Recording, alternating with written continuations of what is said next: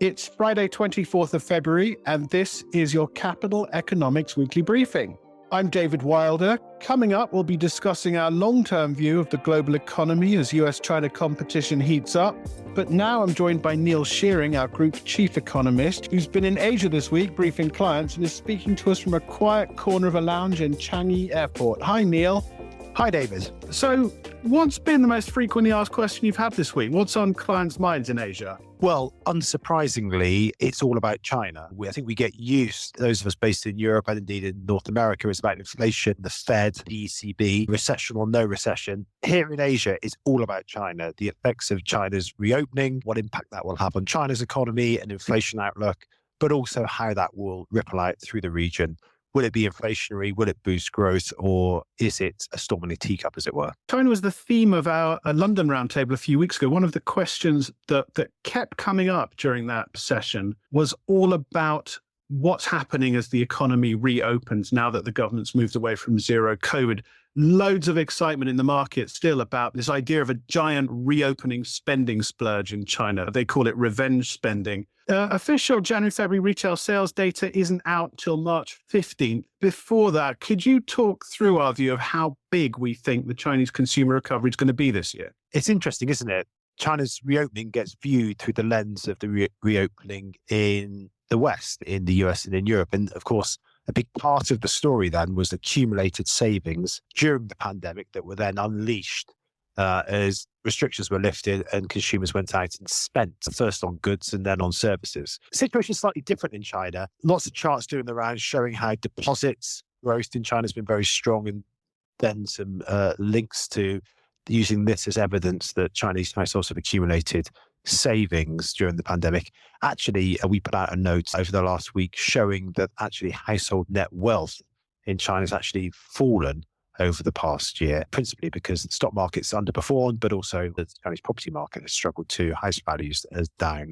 So actually, a very different situation in China. There doesn't appear to be this wall of savings that's about to be unleashed and hit the domestic economy. That feeds into another question that keeps coming up in our conversations with clients. I'm sure you've heard it a lot in Asia as well. The idea that, there's policy easing in China that we've had, and there's going to be an associated demand surge, and perhaps that's going to dull the impact of the monetary tightening that advanced economy central banks have been pushing through, and that's going to force them to remain on the front foot. What does China's reopening mean for the 2023 global inflation picture? There's lots of different narratives doing the rounds at the moment on what China's reopening means for global inflation. One is rooted in views on the supply side.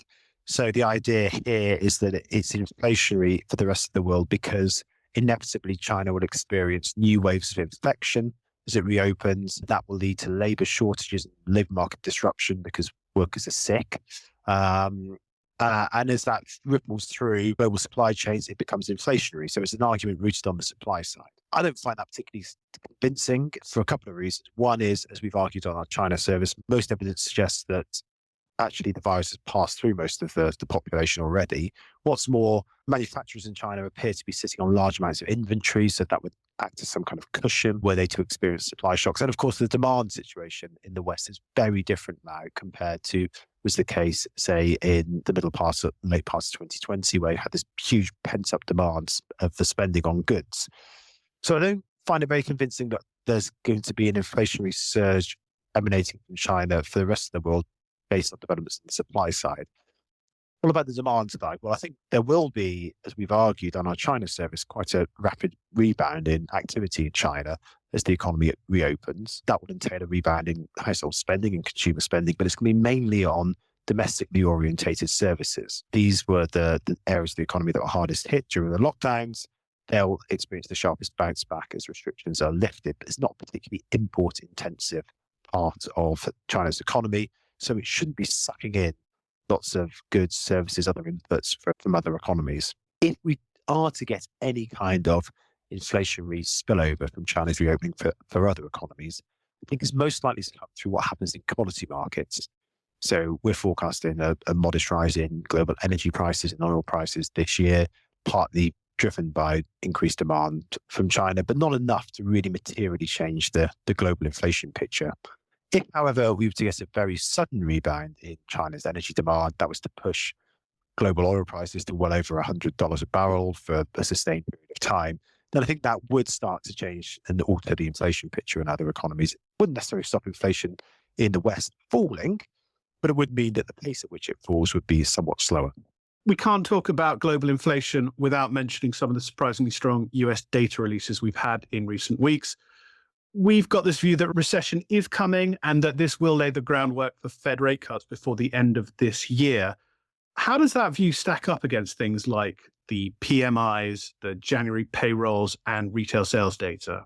Well, at the moment, the data is certainly going against us. We ended last year in a situation where the US economy and the European economy, for that matter, too, was slowing. The labour market was cooling and inflation was coming down quite nicely. However, the data from the early weeks and months of this year have somewhat changed that picture, notably stronger. We've had, as you mentioned, the strong payrolls number, retail sales numbers have been strong too. In the US, the non-manufacturing ISM survey was strong as well. The PMI data from Europe over the past week have been strong as well. So it looks like the data are improving on the upside, and that's pushing back against the narrative of recession. Now, I would caution that it's still a bit of a mixed bag on the data front. It's not all unambiguously strong. If you look at durable goods orders, for example, they're still weak. If you look at the housing sectors, not just in the US, but in Europe as well, that's weak too.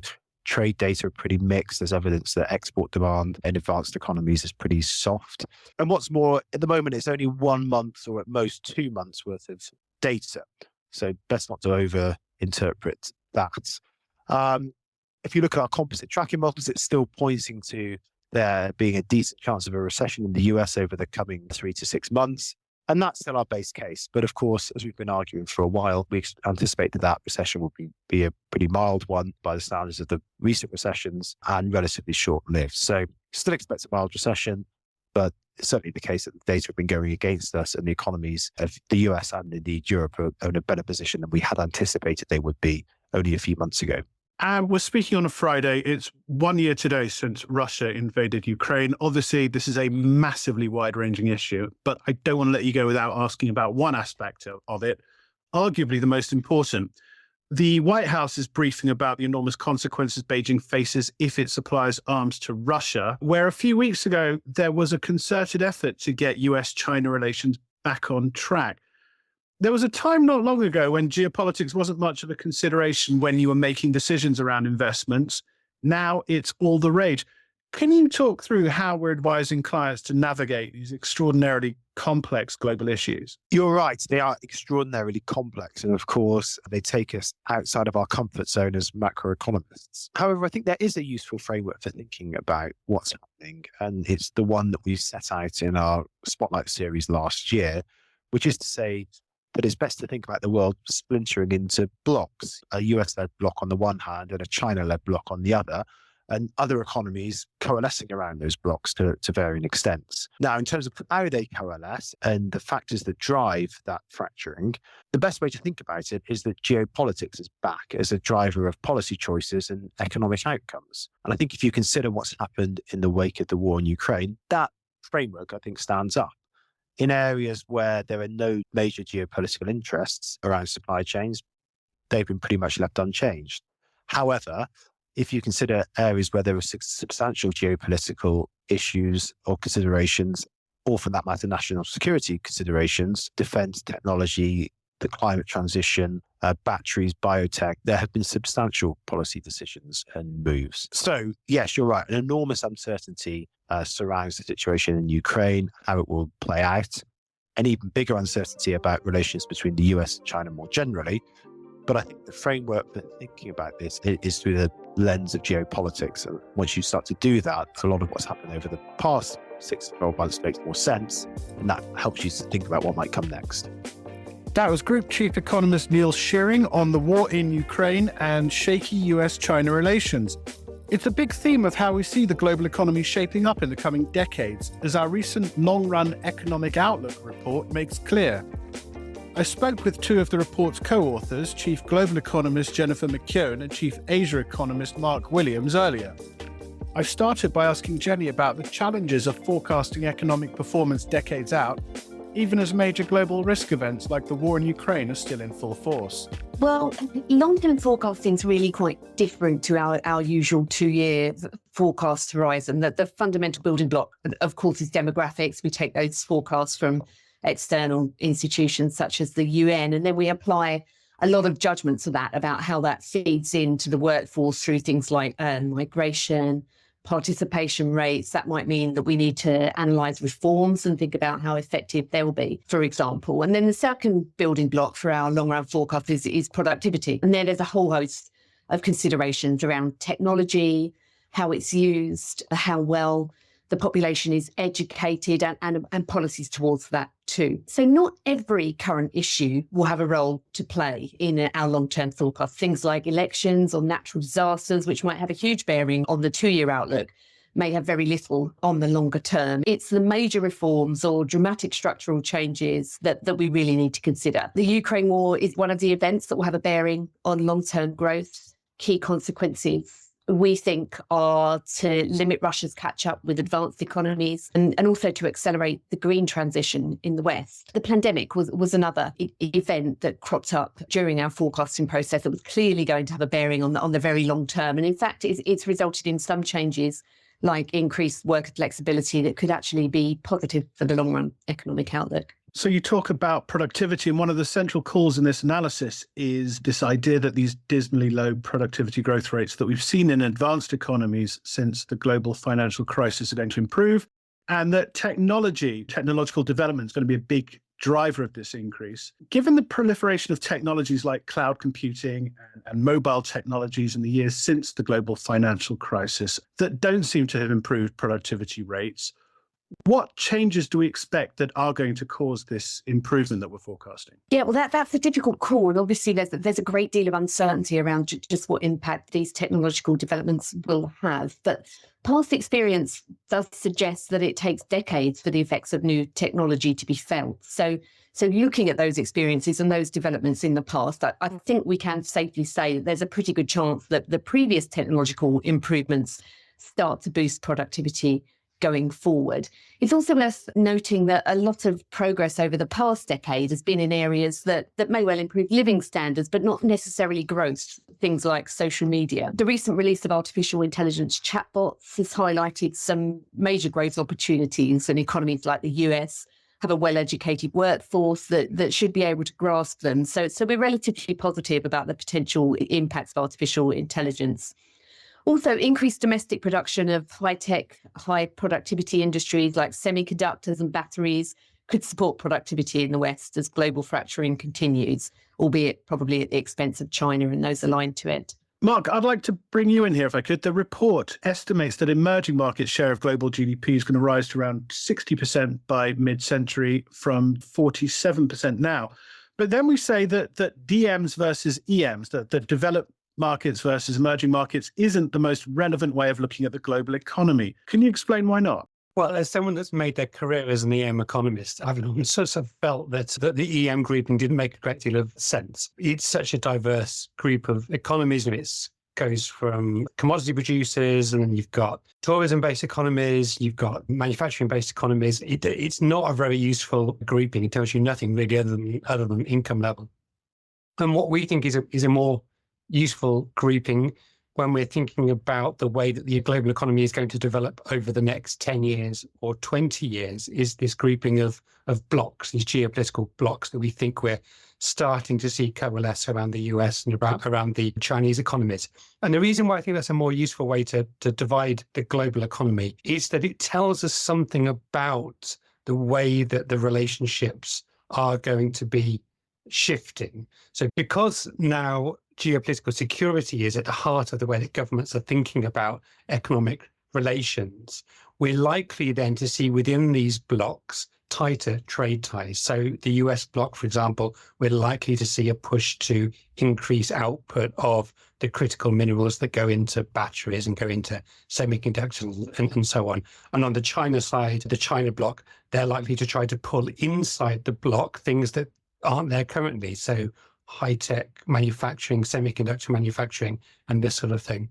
So I think that this US bloc versus China bloc breakdown just tells us something meaningful about the way that the global economy is likely to develop. And how does the White House's Buy American push, this idea of investing in America, of sourcing from America, how does this fit in with the idea of a US-led bloc composed of these traditional allies like Europe and Japan? The Biden Buy America push, I think, highlights one of the tensions. There are lots of tensions within this fracturing global economy. So one of them is within individual countries. We can see within Europe, for example, that there are those that would emphasize the need to focus on security and so to reduce reliance for some supply chains. There are others that want to just continue to focus on tightening those relationships and making money. Within the US, there's these long-standing kind of push and pull of the US's desire to be the leader of the West and to draw countries to it to help it achieve its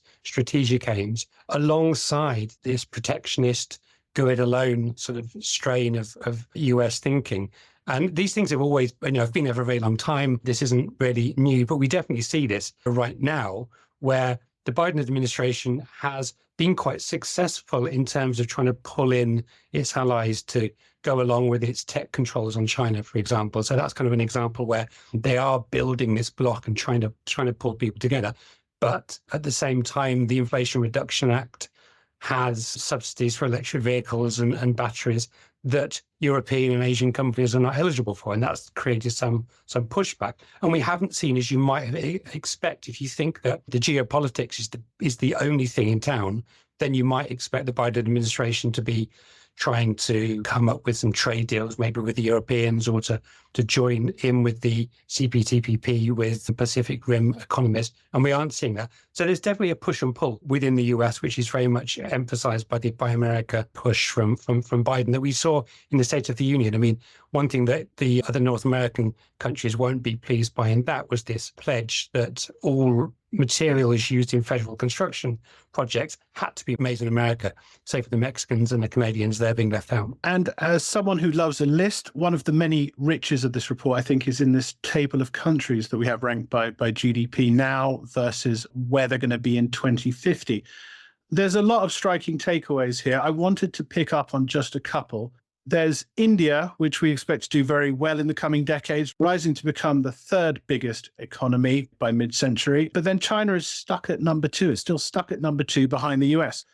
What accounts for India's gains and China stalling where it is now? Well, maybe I can start with China. So we've talked already about this fracturing global economy. And one of the consequences of that is that it's going to be a lot harder for China to sustain rapid productivity growth in the future, because right now, a lot of very productive Chinese firms are very much tied into global supply chains. They're dependent on inputs from other parts of the world, parts that are really US allies. So as that gets harder, as they're having to source those materials domestically, it's going to be much harder to retain the sorts of productivity growth rates that China has seen in the past. And more broadly, that's also true of the China bloc. So I was saying that it makes a bit more sense to break the world down into a China bloc and a US bloc rather than EMs versus DMs. Now, the China bloc in aggregate, if you look at its size of the global economy, it has grown substantially over the past 20 or 30 years. But on our projections in our new report,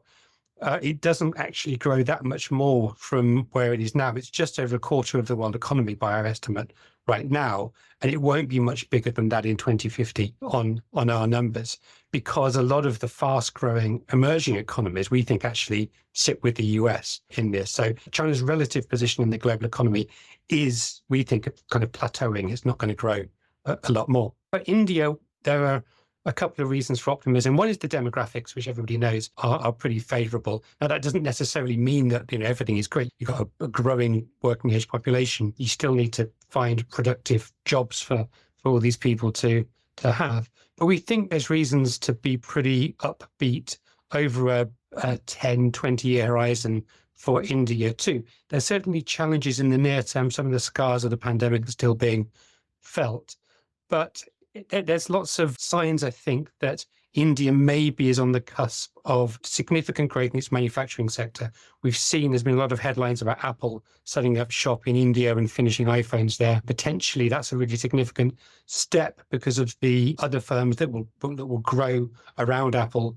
And we're also seeing the government making a concerted push to improve the infrastructure in India. So it's early days. There's a lot of uncertainty, but I think there is good reason to be relatively upbeat. And I'll jump in and say something about the fallers there, if that's okay. I think that the fallers in our ranking are generally those with the worst demographics and without the reform drive to counter it. Mark's absolutely right that demographics alone aren't enough to drive strong growth. But if the demographics are bad enough, then you really have a mountain to climb to offset that drag. And I think Italy is a prime example here. It drops out of the top 10 in our rankings down to 17th position by 2050. That's partly because it's aging particularly rapidly and the workforce will continue to shrink. But it also reflects persistently low productivity. That's been driven in the past by labour protection, small firm size, lack of investment, extensive red tape. And our judgment is that this will change only very slowly. So nowhere near enough of a productivity improvement to offset that drag from ageing. Japan will slip down the ranks too, from 3rd to 7th place. The reform process there has been more encouraging than that in Italy. We're hopeful about its ability to exploit technological advances, but we expect the workforce to plunge by around 20% by 2050 in Japan. And so improvements in productivity will really struggle to offset that. And obviously a lot can change between now and 2050. And the final sections of the report is devoted to outlining what could go wrong with our calls. Jenny, can you talk us through some of the biggest risks to our long-run view? Yes. Well, on the downside, I think sustained high inflation really it is the major risk, just as it is to our 2-year forecast. Actually, it's one of the few areas where there's a pretty strong overlap. We're assuming that inflation drops back to around central banks' targets, but there's a risk that it may become much more entrenched, and that could last for much more than a couple of years, maybe even into a decade or so. And that would add to uncertainty, limit investment, and act as a pretty big drag, perhaps with the risk biggest to the advanced economies. Other downside risks are more regular pandemics. We've kind of assumed that we're past that and that a lot has been done to vaccinate and to live with COVID. But it could be that future viruses come along that cause problems just like those that we saw with COVID. And another downside risk is public debt crises. Fiscally strained emerging markets like Brazil and South Africa spring to mind. But Italy's got to be in the frame too, and that could prompt a renewed Eurozone crisis. It's not all doom and gloom, though. There are some upsides too. We've actually taken a fairly cautious stance regarding artificial intelligence. It could have much bigger effects on productivity, particularly in the US bloc, than we've assumed. Generally, we've only assumed that productivity growth will pick up by 0.5% or even less. So there could be a bigger impact. Or alternatively, state intervention in China might be rolled back with market-based structural reforms boosting productivity growth. None of this is in our central scenario, as Mark's explained, but that turn of events in particular could have major positive effects for the world economy. That was Jenny McKeown and Mark Williams. And that's it for this episode. You can find all the analysis referenced on our website, capitaleconomics.com. And for access to all our insight and data and much, much more, check out CE Advance, our new digital platform. But until next week, goodbye.